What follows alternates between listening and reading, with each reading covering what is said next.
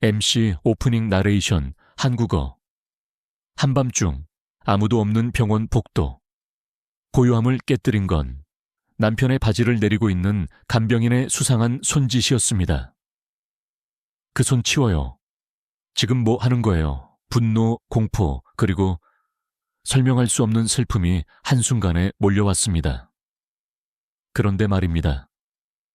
그 밤 이후 이 여자의 눈빛이 남편과 닮아 있다는 걸 알아차리게 된 건 너무도 늦은 후였습니다. 40년간 감춰져 있던 비밀. 그날 이 병실에서 모든 것이 흔들리기 시작했습니다. 오늘 여러분께 들려드릴 이야기는 단순한 가족의 갈등이 아닙니다. 가족이란 무엇인가 라는 질문 앞에 우리가 얼마나 약하고 또 얼마나 따뜻한 존재인지에 대한 이야기입니다. 끝까지 들으신다면 당신도 누군가를 꼭 안아주고 싶어질 겁니다. 1부.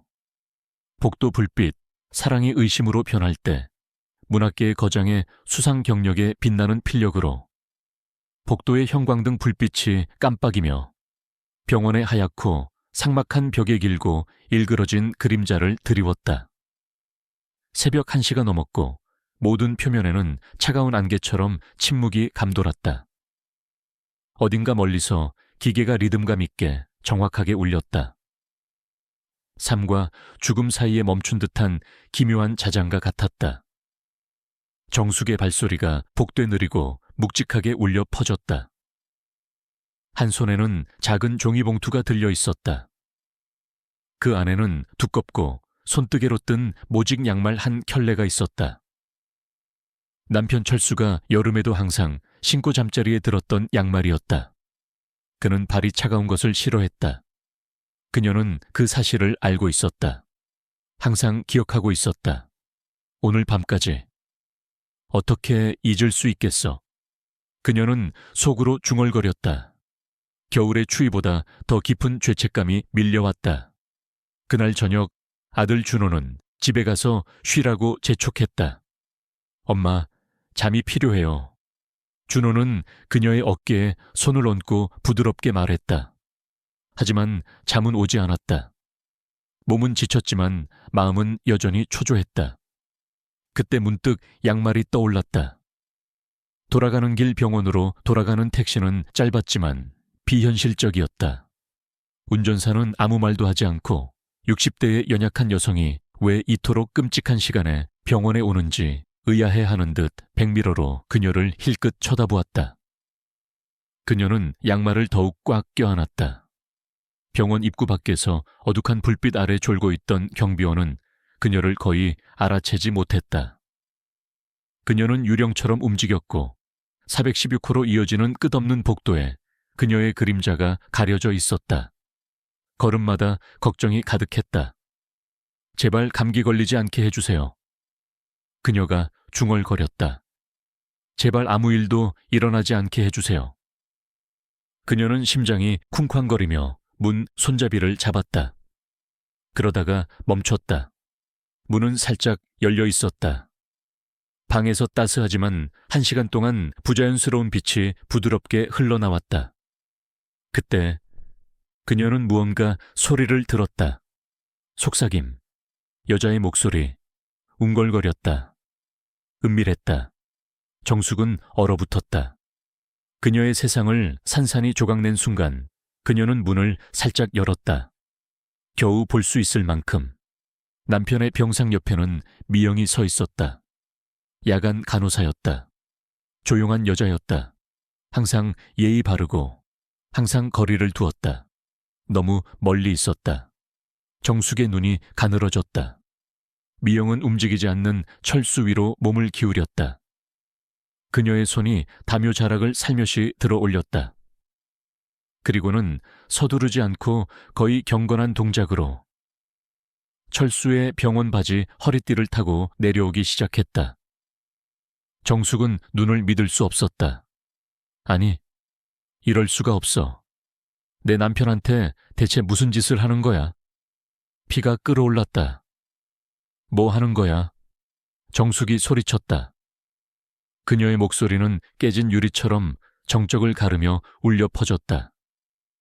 미영은 감전된 듯 뒤로 휙 돌아섰다. 방이 빙빙 돌았다. 철수는 아무것도 모른 채 꼼짝도 하지 않았다. 미영의 얼굴은 마치 죽은 사람처럼 창백해졌고 입술은 벌어졌지만 아무 소리도 들리지 않았다. 정숙은 앞으로 달려들어 담요를 낚아채 남편을 다시 덮어 보이지 않는 위협으로부터 보호하려는 듯했다. 그에게서 떨어져. 정신 나갔어? 죄송해요. 당신이 생각하는 것과는 달라요. 미영은 말을 더듬었고 목소리는 테이블 가장자리에 놓인 도자기처럼 떨렸다. 낙진 간호사가 달려들었다. 그리고 의사가 왔다. 그 다음은 보안.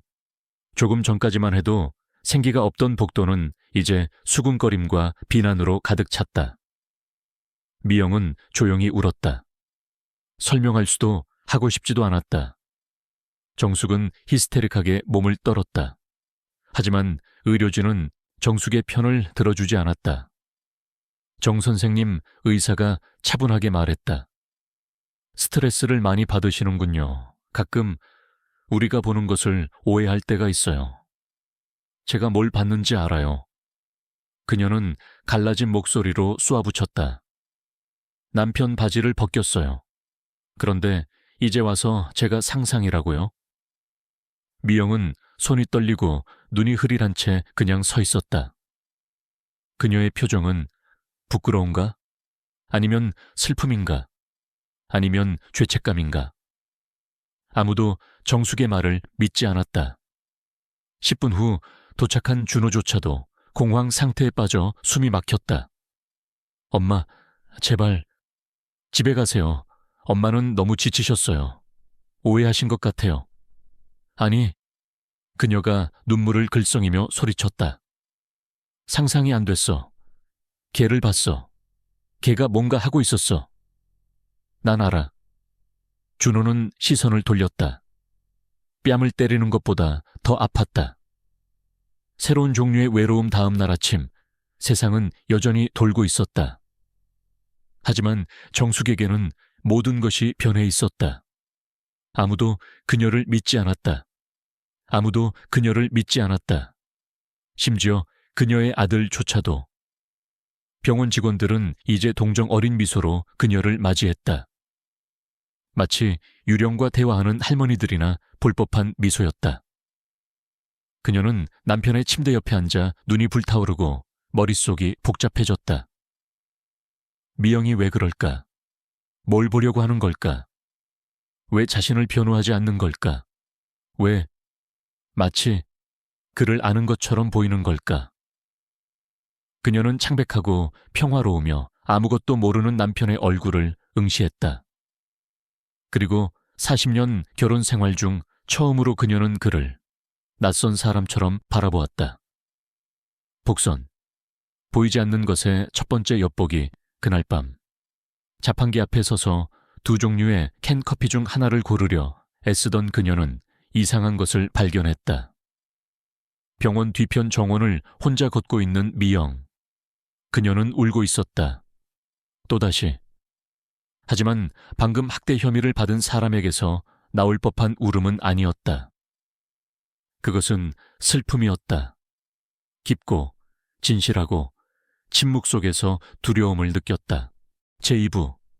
진실을 찾아서 눈을 감지 않는 카메라 병원 복도의 형광등은 여전히 깜빡이고 있었고 정숙의 마음속은 그보다 더 불안정하게 흔들리고 있었다.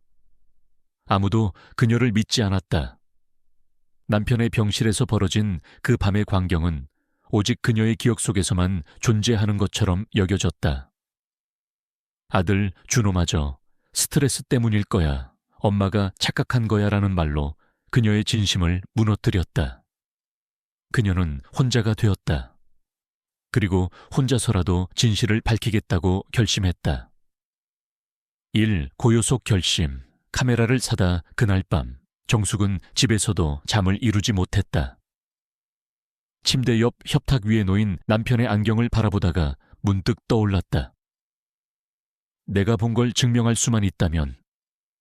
그녀는 손이 떨리는 와중에도 노트북을 켜고 초소형 CCTV, 몰래카메라, 간병인 감시 같은 검색어를 입력했다.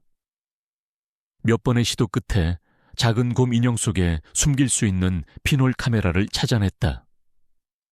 그녀는 다음날 아침 일찍 전자상가로 가서 직접 구입했다. 점원은 사용법을 차근차근 설명해 주었고 정숙은 수첩에 하나하나 적어가며 귀 기울였다. 손이 느려도 돼요. 중요한 건 놓치지 않는 거니까요.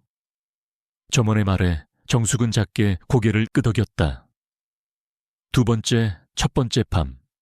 침묵 속에 눈물 밤이 되자 정숙은 조심스럽게 병실에 들어갔다. 간병인이 잠시 자리를 비운 사이 그녀는 곰 인형을 병상 옆 테이블 위에 자연스럽게 앉혔다. 인형의 눈에는 초소형 렌즈가 숨겨져 있었다. 아무도 모르게, 그리고 완벽하게.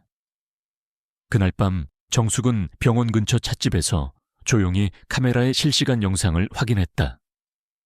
화면 속 미영은 병실에 들어와 남편 곁에 조용히 앉았다. 그녀는 아무 말 없이 그저 남편의 손을 살며시 쥐었다. 그리고 고개를 숙이고 울기 시작했다. 눈물이 조용히 뺨을 타고 흘렀고 그녀는 떨리는 목소리로 속삭였다. 아버지, 보고 싶었어요. 너무 늦었죠? 정숙의 손끝이 얼어붙었다. 그녀는 분명 뭔가를 숨기고 있다. 하지만 그 눈물은 진심이었다. 그 슬픔은 연기일 수 없었다. 세 번째, 더 깊은 혼란. 사진 속 나측은 얼굴 다음 날 정숙은 병원 내에서 미영을 몰래 관찰하기 시작했다. 그러던 중 미영이 잠깐 자리를 비운 사이 그녀의 가방에서 살짝 튀어나온 낡은 사진 한 장이 눈에 들어왔다. 정숙은 얼핏 그 사진을 보았다. 그 사진 속에는 젊은 시절의 남편, 철수가 있었다. 놀라운 건 그 옆에 서 있는 여자가 정숙이 아닌 다른 여자였다는 점이다. 그리고 그 여자는 미영과 닮아 있었다. 소름 끼치게. 정숙은 사진을 더 보려다 급히 숨겼다. 가슴이 콩콩 뛰었다. 대체 이 여자는 누구지? 왜 남편의 사진을 갖고 있는 거지? 당신이라면 어땠을까요?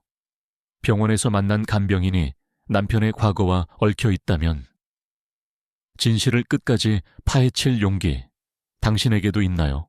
제3부 진실의 흔적 잊혀진 일기장 속 비밀 그날 이후 정숙의 머릿속은 온통 미영의 눈물과 사진 속 낯선 여자의 얼굴로 가득했다.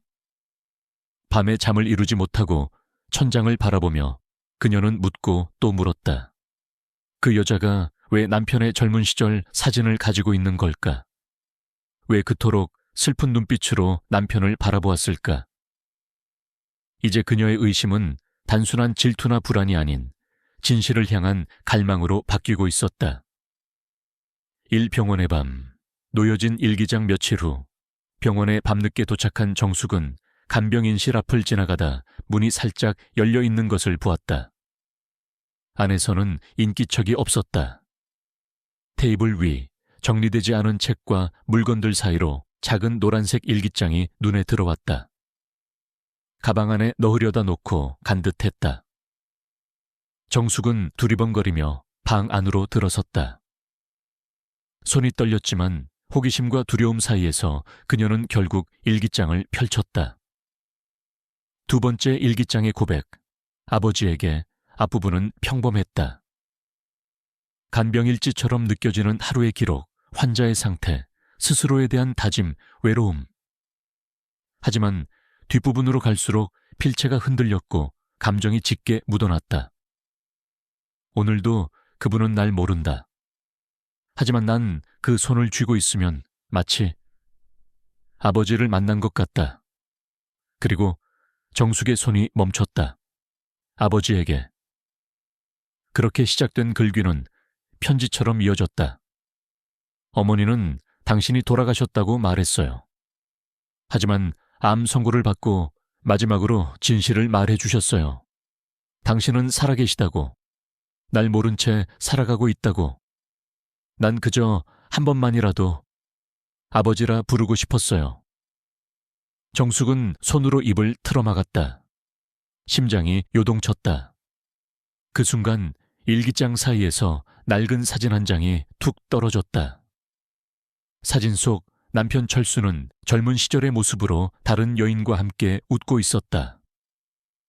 그 여인은 미영과 닮은 여인이었다. 사진 뒷면에는 희미하게 적혀 있었다. 1985년 봄, 철수와 지우 3. 진실의 불씨, 정숙의 무너짐. 정숙은 벤치에 앉아 사진을 쥔 손을 꼭 움켜쥐었다. 지우, 남편이 결혼 전 사랑했던 여자 이름. 한 번도 들어본 적 없는 이름. 나에게 숨긴 과거가 있었던 거야. 그 아이는 정말 남편의 딸인 건가? 혼란과 배신감, 그리고 이해할 수 없는 미안함이 뒤엉켜 정숙의 눈에서 조용히 눈물이 흘러내렸다. 제4부 침묵 속의 외침, 딸이라는 이름의 고백일. 병원 옥상, 바람 속의 진심 가을 저녁. 병원 옥상은 적막했다. 하늘은 점점 어두워지고 있었고 도심의 불빛만이 희미하게 반짝였다.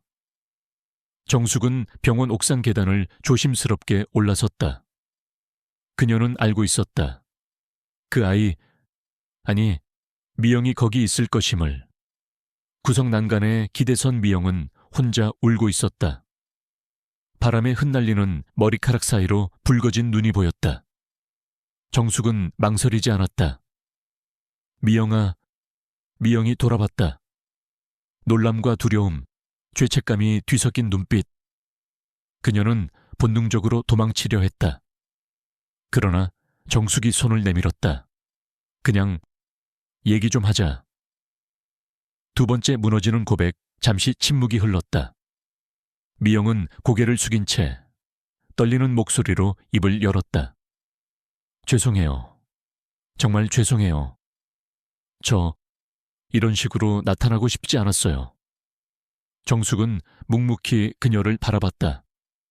그럼 왜 병실에서 그런 행동을 했니? 미영은 울음을 삼키며 말했다. 어머니가 돌아가시기 전에 말씀하셨어요. 아버지, 살아계신다고. 그분 이름, 나이, 마지막 근무 병원까지. 전 믿기지 않았어요. 하지만 사진을 보고 병실에 있는 환자분을 보고 알 수 있었어요. 정숙의 가슴이 무너졌다. 그 사람이 내 남편이 내 아버지라는 걸. 네, 전 확신했어요. 어머니가 늘 말씀하셨어요. 아버지는 나쁜 분이 아니라고. 집안 반대로 어쩔 수 없이 헤어졌지만 당신을 원망하지 않으셨다고. 그 순간 정숙의 마음 깊은 곳에서 무언가 부서지는 소리가 들렸다. 세 번째 이름 없는 딸. 외로움의 세월. 그래서 간병인으로 들어왔니? 네. 단 한 번만이라도 아버지를 가까이서 보고 싶었어요. 말 한마디 안 해도 좋으니까 그냥 그분의 손을 한 번이라도 잡고 싶었어요. 그게 제 전부였어요. 그녀의 고백은 절규에 가까웠다.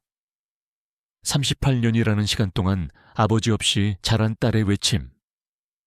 정숙은 더는 말할 수 없었다. 그저 옥상 바람 속에 서서 흔들리는 미영의 어깨를 바라봤다. 제5부 무너진 믿음 위에 새로운 가족을 짓다. 힐. 진실을 마주한 집. 밤의 정숙. 그날 밤 정숙은 집에 돌아와 아무 말 없이 소파에 앉았다. 그녀는 눈앞에 있는 결혼 사진을 바라보았다. 젊은 날의 자신과 남편 환하게 웃고 있었다. 그런데 그 미소 뒤에 숨겨진 40년의 비밀이 있었다. 탁자 위에 놓인 작은 노트. 그 안에는 미영이의 편지와 젊은 날의 남편 사진, 그리고 결코 돌이킬 수 없는 과거가 담겨 있었다. 정숙은 손을 덜덜 떨며 사진을 다시 들여다봤다. 그 옆에 선 여인, 미영의 어머니, 모르는 사람이었지만 왠지 익숙했다. 남편의 눈빛에서, 손짓에서 모든 게 진심이었음을 알 수 있었다. 그녀는 한마디를 뱉었다. 당신은 진짜 사랑이 있었던 거구나. 두 아들의 분노, 무너지는 이상 다음 날, 정숙은 모든 걸 준호에게 이야기했다. 사진도, 편지도, 진실도. 준호는 처음엔 믿지 못했다. 그리고 믿고 싶지 않았다. 이게 뭐예요? 이게 아버지가 정말 그의 손에 쥔 사진이 떨어졌다. 눈빛은 충격, 배신감, 그리고 분노로 가득했다. 엄마, 왜 그걸 파헤치셨어요? 그냥 몰랐던 척 살 수 있었잖아요. 아버지는 지금 병원에서 목숨이 왔다 갔다 하는데 엄마는 왜 지금 이런 걸... 정숙은 말이 막혔다. 하지만 한참을 침묵하던 그녀는 담담히 말했다. 그래, 어쩌면 몰랐던 척 살 수도 있었어. 하지만 이제는 우리 가족을 지키기 위해서라도 그 진실을 마주해야 해. 3. 갈등 속의 선택. 비 오는 병원 복도 준호는 아무 말 없이 병원을 향해 걸었다. 비가 내리고 있었다. 복도 창가에 서서 그는 병실을 바라봤다. 그 안에는 자신이 평생 존경해온 아버지, 그리고 갑자기 나타난 누나라는 존재. 그는 미영을 보았다.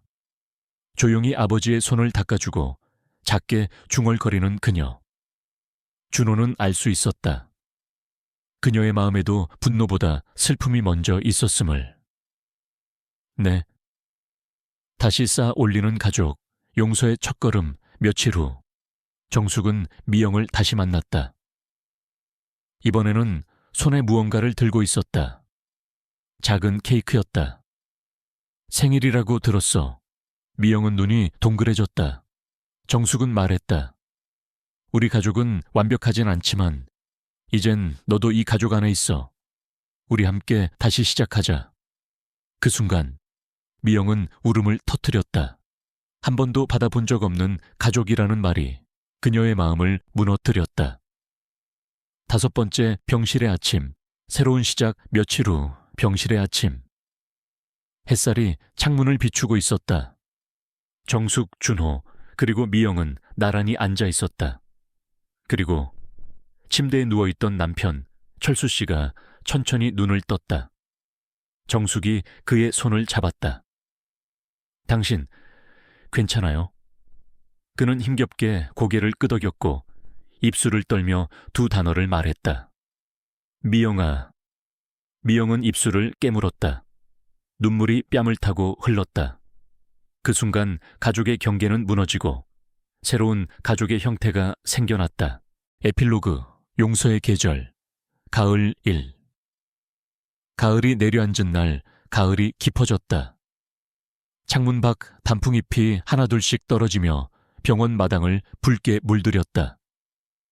정숙은 병원 옆 벤치에 앉아 있었다. 손에는 낡은 수첩 하나. 그 안에는 아직도 눅눅한 미영의 편지와 젊은 시절 철수의 사진이 담겨 있었다. 그녀는 조용히 눈을 감았다. 바람이 불고 과거의 기억들이 스쳐 지나갔다.